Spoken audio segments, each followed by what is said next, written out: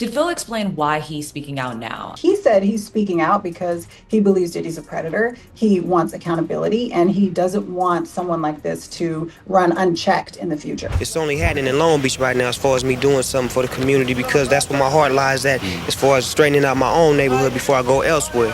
What if the most powerful woman in hip-hop wasn't just managing Snoop Dogg's empire, but was secretly building Diddy's? That question, whispered for months inside LA recording circles, has taken on new urgency now that federal investigators are reportedly examining the movements of Shantae Broaddus, Snoop's longtime wife and business partner.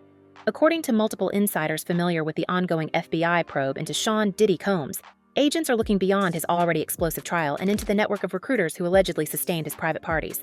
And one name, they say, keeps reappearing in call logs, payments, and testimony: Shantae's. That he has, with others, and just because no one else has been charged, which normally in a RICO case you would have others charged, it was a statute designed to get mob bosses, trying to get at criminal behavior that's like a web of criminal behavior that you can't necessarily prove, like the one thing or the statute of limitations expired on the other thing, but you're just showing this bad guy who's operating what's clearly an enterprise that over and over engages in criminal problems or criminal acts. We've learned that the FBI's interest in her isn't about her marriage at all. It's about her alleged role as an operator in Diddy's blackmail system, a ring that prosecutors claim used private gatherings to compromise celebrities, executives, and even politicians. During Diddy's 2024 federal trial in New York, witnesses described how women were invited to exclusive after events under false pretenses and later filmed without consent. Investigators now believe a small group of gatekeepers helped make those encounters happen, connecting new faces to Diddy's inner circle. Among them, one witness reportedly referred to the West Coast wife, a phrase prosecutors are now trying to trace directly to Broaddus. This isn't the first time Shantae's proximity to power has drawn attention. Born and raised in Long Beach, she met Snoop when both were teenagers at Polytechnic High School. By the early 90s, she was his confidant, the quiet architect behind the scenes as he signed with Death Row Records and faced a public trial for a violent charge that could have ended his career. When the rapper walked free in 1996, Shantae's influence only grew. A year later, they married at the Ritz-Carlton in Marina del Rey, turning the union into one of hip-hop's most visible marriages. But behind the photos and interviews, she was already building what friends called her Boss Lady Network, a brand that, according to court documents now resurfacing, may have reached far beyond legitimate entertainment. He was responsible for Diddy's day-to-day life, so he is able to provide a lot of information about what that life was like. He goes into detail on extensive drug. In 2003, she launched Boss Lady Entertainment, a management and film company that produced Snoop's documentary Reincarnated and operated a sprawling creative complex known as The Compound. Officially, it was a space for artists to record and rehearse. Unofficially, former staff have told reporters it hosted exclusive, invite-only nights, events where phones were collected at the door, and non-disclosure agreements were quietly enforced. During those same years, Diddy's so-called freak-off tapes were being made, recordings prosecutors later described as his method of control over guests. Financial analysts reviewing Diddy's business accounts have reportedly found that several vendors tied to Boss Lady Entertainment received payments routed through one of Diddy's event firms between 2012 and 2016, the exact window federal prosecutors cite as the height of his blackmail operation. To understand why that link matters, we have to look at Shantae's evolution from supportive spouse to corporate powerhouse. In June 2021, she officially became Snoop's manager, overseeing his partnerships in spirits, gaming, and media, industries where Diddy had dominated for decades. Snoop called her his final gut check in all major decisions. Yet emails introduced at Diddy's trial suggest she was also communicating with his assistants about talent coordination, often using coded language referring to guest experiences and brand alignment. Former insiders claim those terms were shorthand for the kind of private meetings Diddy used to collect leverage on other stars.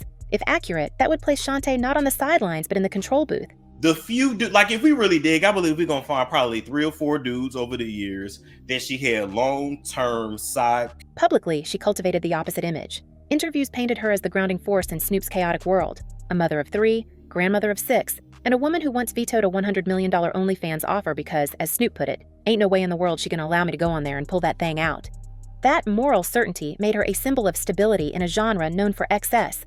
But the contradiction deepened when Suge Knight, speaking from prison on his Collect Call podcast in February 2024, implied she had been seen in Hawaii with another man during a period when Snoop was filming overseas. Snoop dismissed it with a short post, praying for that brother. Knight retaliated hours later with the accusation that would shake the fan base. "I'll pray your wife stops going to Hawaii with other men." At the time, many dismissed it as another of Knight's provocations.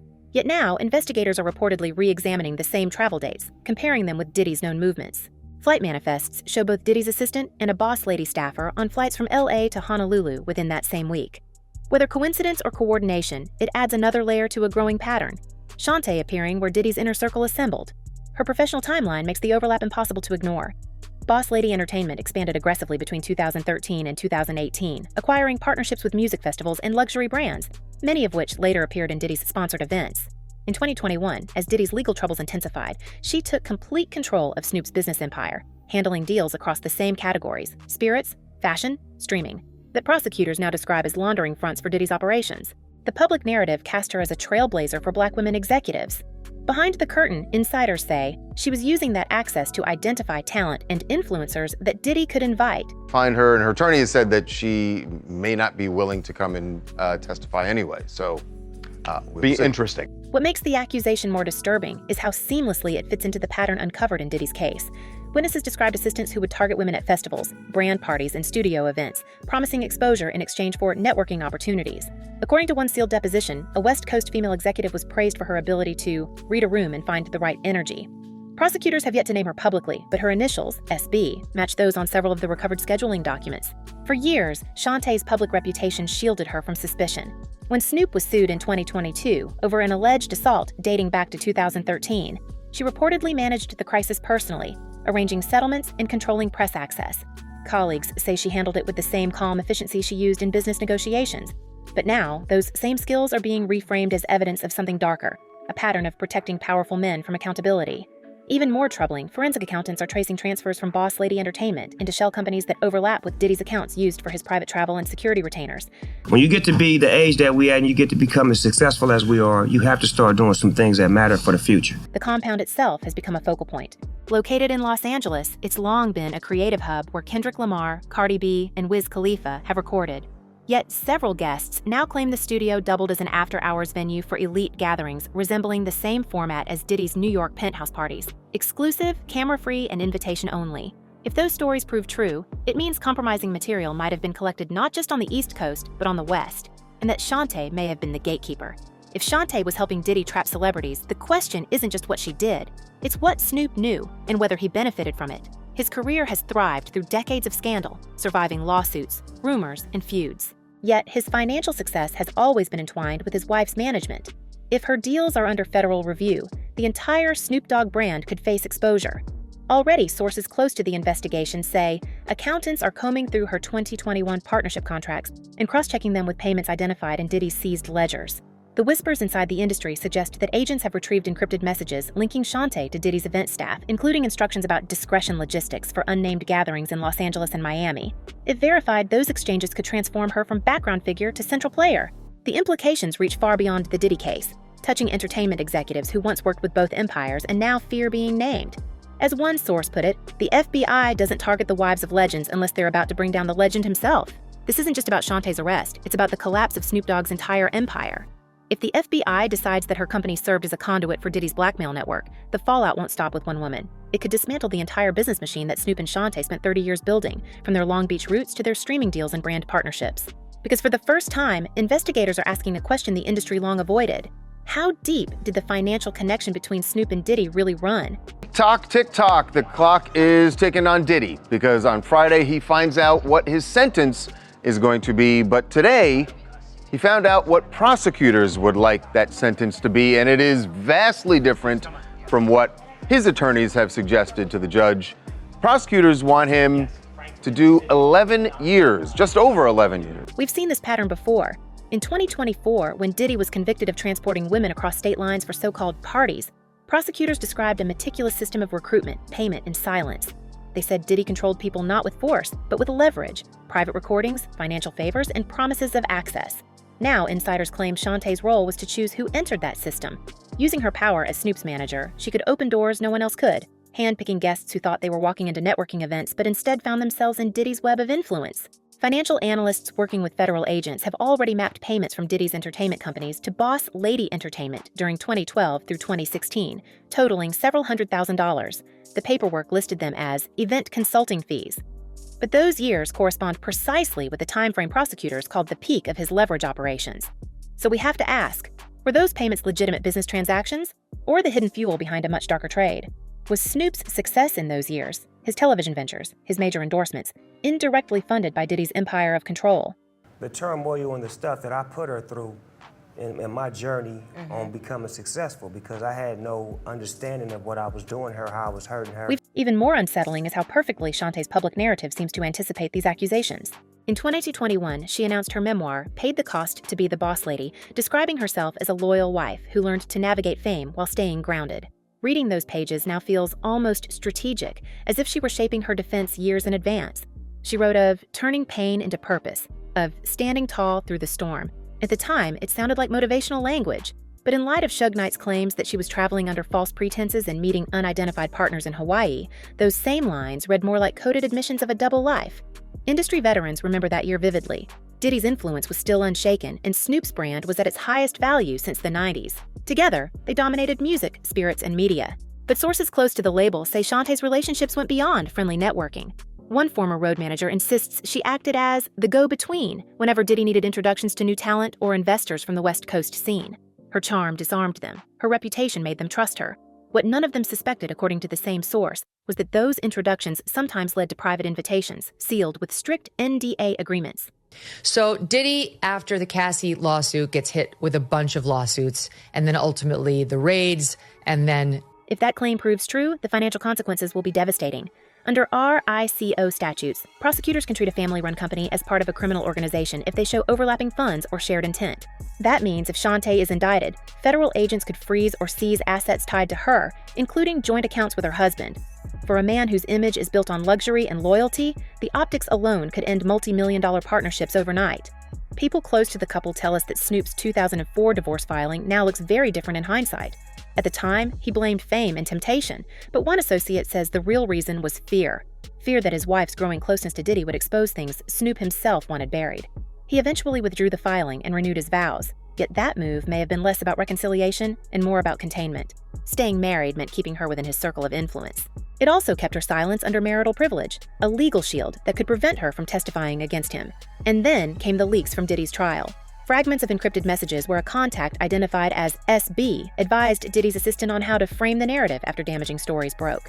The timing aligns with Diddy's 2018 LA parties and the first wave of online accusations. In one message, she allegedly wrote, "I'll handle the press family style. You know I've done it before." The network hasn't confirmed the identity behind those initials, but the phrasing sounds uncomfortably familiar to anyone who has read Shantae's own public statements. We can all have a grown-up discussion, and I don't think we need to cancel a longtime musical artist related to it. It was controversial at the time when they considered pulling it, and I guess this movie can't be shown in some countries. But honestly, really innocuous content to me. We can't ignore how many of Snoop's biggest career shifts coincided with Diddy's crises. When Diddy's business partners started facing lawsuits, Snoop pivoted to family-friendly television and branding deals, presenting himself as the lovable uncle of hip-hop. It was a masterclass in rebranding, but some analysts now suspect those moves were strategic diversions, designed to distance him from whatever was happening inside Diddy's circles. Shantae, as both manager and spouse, orchestrated that transition. If she was working both sides, she effectively built Snoop's redemption arc while safeguarding Diddy's secrets. The question haunting investigators now isn't just whether she helped Diddy, it's whether she benefited from him. Documents obtained from Boss Lady Entertainment reveal unusual overseas transfers in 2015, labeled consulting fees from entities later linked to Diddy's European affiliates. That same year, Snoop acquired new luxury properties and expanded his media holdings. The pattern is clear, even if the explanation isn't.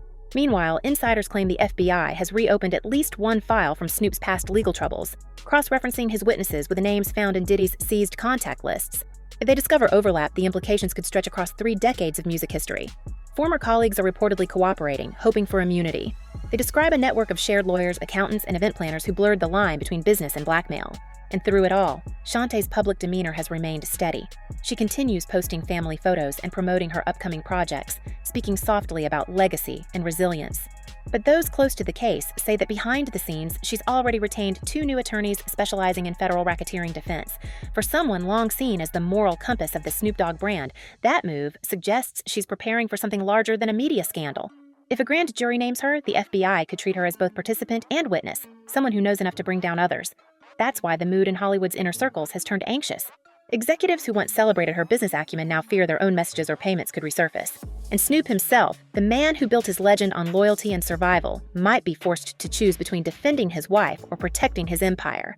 We've seen what happens when celebrity dynasties face federal scrutiny. Assets vanish, friendships fracture, and reputations collapse overnight. But this case feels different. It touches the roots of hip-hop royalty, the marriages, the alliances, the unspoken debts. If prosecutors can prove that Shantae's influence extended into Diddy's operations, the entire balance of power in the culture could shift. Court has just ended, and I'm just getting word right now that we are hearing that Kid Cudi, who is going to be an important witness in this case, that he possibly is going to take the stand tomorrow. So that's going to be interesting testimony, because this is a situation in which Sean Combs had said that he was jealous and accusing Cassie Ventura of cheating on him with Kid Cudi. So that because Snoop Dogg built his legacy on loyalty. Every lyric, every interview, every brand deal carries that image of devotion to family, to community, to truth. But if his wife's arrest proves she was loyal to Diddy instead, the biggest name in hip-hop might not be a rapper. It might be a federal witness. And that raises a question we never thought we'd ask. When the empire falls, who will be the first to speak? Snoop, Shantae, or the government holding their secrets? Tell us what you believe. Is this the moment the curtain finally lifts on hip-hop's hidden hierarchy, or another distraction before the next scandal hits? Stay tuned, stay sharp, and until the next drop, keep your eyes open. The story isn't over yet.